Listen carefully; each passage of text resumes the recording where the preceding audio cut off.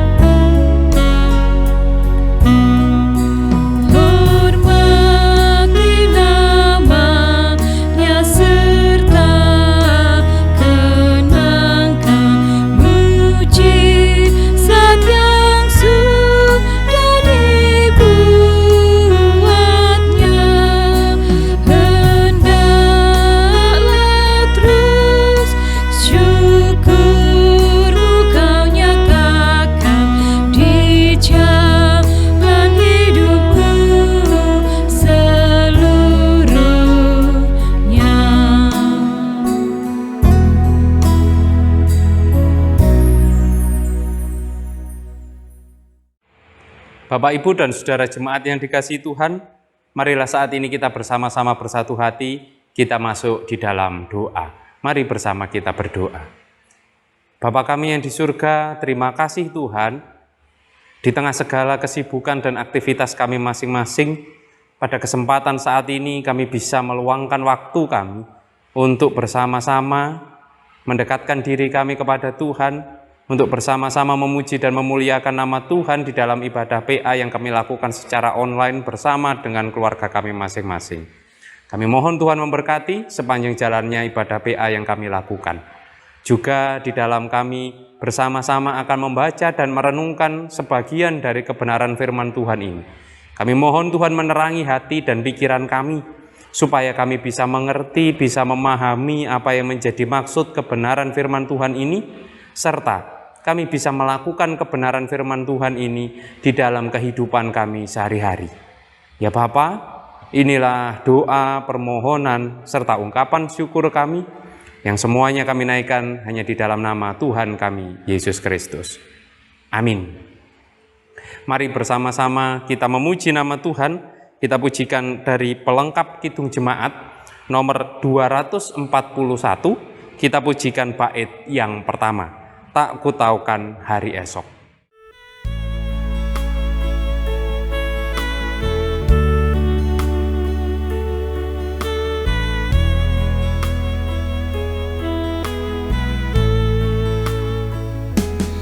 Tak kutaukan hari esok, namun langkahku tegak, bukan yang kuharapkan, karena surya kan lenyap. Oh tiada ku gelisah akan masa menjelang. Ku berjalan serta Yesus, maka hatiku tenang. Banyak hal tak ku pahami,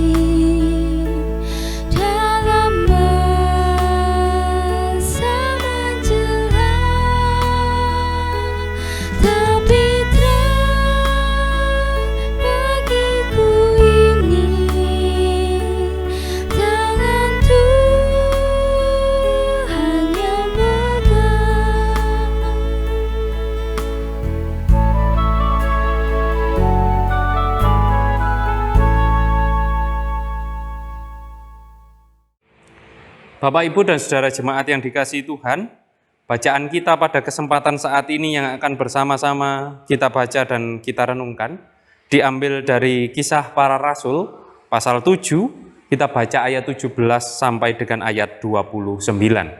Kisah Para Rasul, pasal 7, ayat 17 sampai 29, yang demikian bunyi kebenaran firman Tuhan. Tetapi makin dekat genapnya janji yang diberikan Allah kepada Abraham, makin bertambah banyaklah bangsa itu di Mesir. Sampai bangkit seorang raja lain memerintah tanah Mesir, seorang yang tidak mengenal Yusuf. Raja itu mempergunakan tipu daya terhadap bangsa kita dan menganiaya nenek moyang kita, serta menyuruh membuang bayi mereka, supaya bangsa kita jangan berkembang.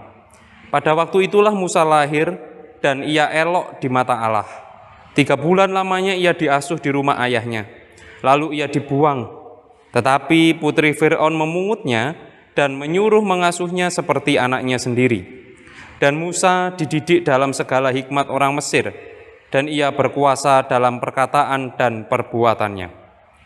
Pada waktu ia berumur 40 tahun, timbullah keinginan dalam hatinya untuk mengunjungi saudara-saudaranya, yaitu orang-orang Israel.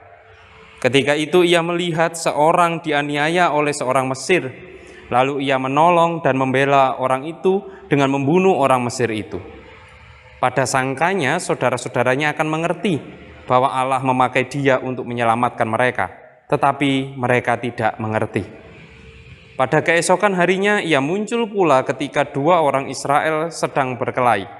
Lalu ia berusaha mendamaikan mereka, katanya, "Saudara-saudara, bukankah kamu ini bersaudara? Mengapakah kamu saling menganiaya?" Tetapi orang yang berbuat salah kepada temannya itu menolak Musa dan berkata, "Siapakah yang mengangkat engkau menjadi pemimpin dan hakim atas kami? Apakah engkau bermaksud membunuh aku, sama seperti kemarin engkau membunuh orang Mesir itu?" Mendengar perkataan itu, larilah Musa dan hidup sebagai pendatang di tanah Midian. Di situ ia memperanakkan 2 orang anak laki-laki. Demikianlah kebenaran firman Tuhan. Berbahagialah setiap kita yang senantiasa membaca, merenungkan, terlebih mampu melakukan kebenaran firman Tuhan ini di dalam hidup kita sehari-hari. Amin. Bapak, Ibu, dan Saudara jemaat yang dikasihi Tuhan, kita semua tahu bahwa perbuatan baik yang mungkin kita lakukan di dalam kehidupan kita, perbuatan baik yang kita lakukan kepada orang lain itu belum tentu akan mendapatkan respon yang baik pula. Kadang ada orang berbuat baik tetapi responnya justru tidak baik, atau justru dia disangka memiliki motif-motif lain di dalam dia melakukan perbuatan baik tersebut. Nah, di dalam bacaan yang bersama-sama kita baca pada saat ini merupakan bagian dari pembelaan yang diucapkan oleh Stefanus di hadapan Mahkamah Agama. Kita tahu bersama kisah Stefanus, bagaimana awal mula Stefanus bisa dibawa ke Mahkamah Agama. Yaitu ketika kita membaca pada perikop sebelumnya, yaitu di pasal 6 ayat 8 sampai dengan ayat 15 tersebut, bahwa pada mulanya sebenarnya Stefanus ini melakukan banyak sekali mujizat, banyak sekali keajaiban karena karunia yang diberikan oleh Tuhan. Dan di situ kemudian ada seorang Yahudi yang berdebat bersama dengan Stefanus, dan kemudian bisa dikatakan orang Yahudi ini kalah di dalam hikmat. Nah, kekalahan dalam hikmat inilah yang membuat orang Yahudi ini kemudian merasa kecewa, dan dia kemudian menghasut juga ahli-ahli Taurat, mengatakan bahwa Stefanus telah menyebut nama Musa dan nama Allah dengan sembarangan dan telah menistakan agama. Sehingga pada akhirnya Stefanus diperhadapkan kepada Mahkamah Agama untuk diadili. Nah, di dalam proses pengadilan inilah kemudian Stefanus membacakan pembelaannya. Kalau bahasa kerennya di dalam proses peradilan saat ini yaitu pledoi atau pembelaan yang disampaikan oleh seorang yang menjadi tersangka di dalam proses pengadilan tersebut. Nah, di dalam proses pembelaan yang diucapkan oleh Stefanus ini, Stefanus juga membicarakan atau membacakan, menceritakan tentang kisah Musa di tengah-tengah bangsa Israel pada waktu itu. Kita tahu sejak awal di dalam pembacaan, khususnya yang perikop yang kita baca ini, bagaimana Stefanus menceritakan bahwa Musa ini adalah orang yang dianggap Tuhan baik, dianggap Tuhan elok, bahkan sejak Musa itu dilahirkan. Bahkan Musa ketika meskipun dia dibuang, dia ditemukan oleh putri Fir'aun dan dia dididik dengan hikmat. Oleh karena itu dikatakan di ayat 22 tadi, dan Musa dididik dalam segala hikmat orang Mesir dan ia berkuasa dalam perkataan dan perbuatannya. Hal ini menunjukkan bahwa Musa sebenarnya memang bukan orang sembarangan. Dia bukan orang biasa-biasa saja, tetapi dia orang terdidik, dia orang yang berhikmat, dan yang kemudian dia rindu untuk bertemu saudaranya dan untuk melakukan hal yang baik kepada saudaranya. Bahkan pembunuhan yang dilakukan oleh Musa itu karena dia menolong saudaranya dan membela saudaranya yang ditindas oleh orang Mesir. Namun ternyata apa yang didapat oleh Musa, seperti yang tertulis di ayat 25 tadi, pada sangkanya saudara-saudaranya akan mengerti bahwa Allah memakai dia untuk menyelamatkan mereka, tetapi mereka tidak mengerti. Dalam arti Musa berharap saudara-saudaranya mengerti, orang-orang Israel mengerti bahwa perbuatan yang ia lakukan adalah dalam rangka untuk menyelamatkan bangsa Israel dari penindasan. Tetapi ternyata kemudian yang terjadi adalah justru Musa dianggap melakukan hal yang tidak baik. Bahkan dikatakan tadi di ayat yang ke-28, apakah engkau bermaksud membunuh aku sama seperti kemarin engkau membunuh orang Mesir itu? Bahkan ketika dia melerai saudara-saudaranya yang sedang berkelahi, dia dianggap bahwa dia akan membunuh saudara-saudaranya itu. Nah, inilah yang dimaksudkan oleh Stefanus. Kadang orang berbuat baik kepada orang lain, tetapi orang yang menerima perbuatan baik itu tidak mengerti dan tidak memahami. Dan itulah yang terjadi pada diri Stefanus di dalam relasinya bersama orang-orang Yahudi pada waktu itu. Dia sebenarnya ingin berbuat baik. Tidak ada niatan dia untuk menistakan agama. Tidak ada niatan dia untuk merendahkan orang lain. Tetapi niatan Stefanus adalah justru menolong orang lain untuk bisa memahami apa yang menjadi maksud dan kehendak Kristus. Nah, pembelaan seperti ini yang disampaikan oleh Stefanus di depan mahkamah agama, dengan harapan mahkamah agama bisa mengerti, memahami apa yang dimaksudkan oleh Stefanus. Tetapi nyatanya mereka juga tidak memahami. Hal ini terjadi karena mereka sudah menganggap, punya pemikiran sendiri bahwa Stefanus ini adalah orang yang tidak layak, bahwa Stefanus ini adalah orang yang menistakan agama dan lain sebagainya. Pemahaman pemikiran mereka itulah yang membuat mereka sulit memahami kebaikan yang dibawa oleh Stefanus. Nah, Bapak, Ibu, dan saudara yang dikasihi Tuhan, dari cerita ini ada dua hal yang paling tidak yang bisa kita pelajari di dalam kita bersama-sama menjalani kehidupan kita sehari-hari. Yang pertama, marilah kita terbuka terhadap kelebihan, terhadap kebaikan orang lain, tanpa kita harus berpikir yang buruk terhadap orang yang memiliki kelebihan dan memiliki kebaikan.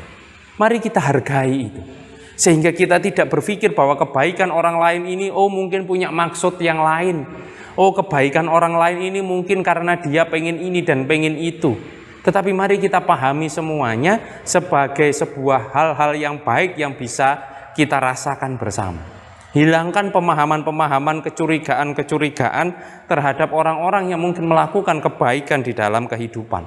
Meskipun mungkin memang tidak semua orang melakukan kebaikan secara tulus, tetapi mari kita juga memahami kebaikan itu sesungguh-sungguhnya bahwa ini memang kebaikan, tanpa punya pemikiran-pemikiran yang lain-lain di dalam pikiran kita.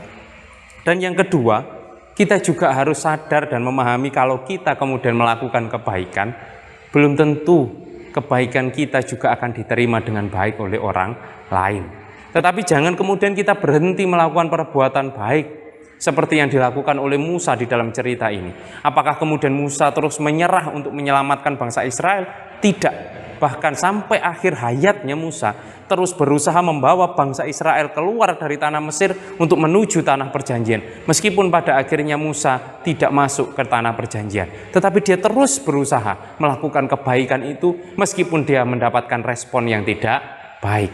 Itu juga yang dilakukan oleh Stefanus. Meskipun sampai akhir hayatnya dia akhirnya dihukum karena penistaan ini, tetapi dia tidak berhenti untuk melakukan perbuatan baik. Dia terus mewartakan hal-hal yang baik kepada banyak orang. Mari itu kita teladani. Jangan karena respon negatif atas kebaikan kita, lalu kita berhenti berbuat baik. Teruslah berbuat baik apapun respon yang kita terima. Tetapi jika ada orang yang berbuat baik kepada kita, juga jangan buru-buru mencurigai kebaikan itu, tetapi mari kita terima kebaikan itu murni sebagai hal-hal baik yang bisa kita rasakan. Bapak, Ibu, dan saudara yang dikasihi Tuhan, pada kesempatan saat ini, marilah kita juga bersama-sama merenungkan sebuah pertanyaan, sharing bersama dengan keluarga kita terkait pertanyaan yaitu, pernahkah Anda melakukan kebaikan kepada orang lain yang justru disalahpahami oleh orang tersebut? Saya ulangi, pernahkah Anda melakukan kebaikan kepada orang lain yang justru disalahpahami oleh orang tersebut? Selamat bersharing, selamat ber-PA, selamat berusaha melakukan kehendak Tuhan dan melakukan kebaikan-kebaikan di dalam kehidupan kita. Tuhan memberkati kita semua. Amin. Mari bersama kita sambut kebenaran firman Tuhan ini dengan kita memuji nama Tuhan. Dari Kidung Jemaat nomor 427, kita pujikan bait 1 dan bait yang kedua, Ku suka menuturkan.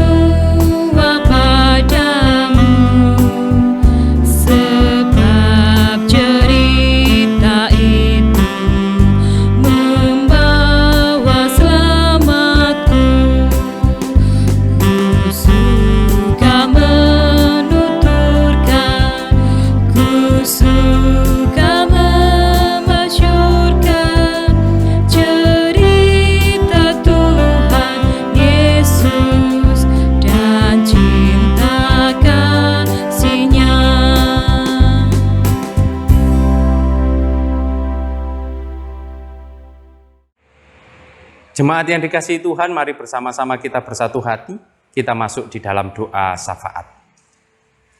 Bapa kami yang di surga, terima kasih atas kesempatan yang telah Tuhan berikan di tengah segala aktivitas kesibukan kami masing-masing. Kami bisa sejenak meluangkan waktu kami untuk memuji memuliakan nama-Mu, juga untuk merenungkan sebagian dari kebenaran firman-Mu. Mampukan kami untuk melakukan kebaikan-kebaikan di dalam kehidupan kami, dan juga mampukan kami untuk menerima kebaikan-kebaikan dari orang lain dengan setulus hati kami, tanpa harus berpikir tentang hal-hal yang lain, sehingga banyak kebaikan bisa kami rasakan dan bisa kami lakukan di dalam kehidupan kami masing-masing. Dan saat ini kami juga teringat akan saudara-saudara kami yang mungkin sedang menderita sakit. Apapun sakit penyakit yang dialami, kami yakin bahwa Tuhan senantiasa turut campur tangan. Kami yakin bahwa Tuhan senantiasa memberikan kekuatan dan pertolongan, sehingga saudara-saudara kami bisa kembali pulih, bisa kembali beraktivitas dengan baik dan dengan penuh sukacita. Kami juga menyerahkan kehidupan kami semua di dalam kami menjalani hidup berkeluarga, di dalam kami menjalani aktivitas kegiatan pekerjaan kami masing-masing. Kami mohon Tuhan senantiasa menuntun dan menyertai. Juga untuk gereja Tuhan khususnya yang ada di Jemaat Mojosari ini, kami mohon Tuhan memberkati setiap kegiatan pelayanan yang ada, sehingga semuanya bisa berjalan dengan baik. Proses dauran penatua diaken Daur 2022 sampai 2024 yang masih berjalan, kami juga mohon Tuhan memberkati, memberikan kelancaran, hingga siapapun yang terpilih sebagai penatua dan diaken, semuanya merupakan pilihan dan kehendak Tuhan semata. Bapa, kami juga berdoa untuk bangsa dan negara kami. Di dalam situasi pandemi ini, kami mohon Tuhan memberkati, menguatkan para pemimpin bangsa kami untuk tetap memimpin bangsa ini dengan baik. Dan kami juga memohon kiranya Tuhan memberkati, supaya pandemi ini bisa segera berakhir, kami juga bisa kembali beraktivitas dengan baik, dengan lancar, tanpa ada gangguan suatu apapun. Kami serahkan pula persembahan yang sudah kami kumpulkan Bapa, kiranya Tuhan memberkati persembahan ini menjadi sarana bagi kemuliaan nama Tuhan. Inilah doa, permohonan, serta ungkapan syukur kami ya Bapa. Semuanya kami naikkan hanya di dalam satu nama, Tuhan kami, Yesus Kristus. Amin.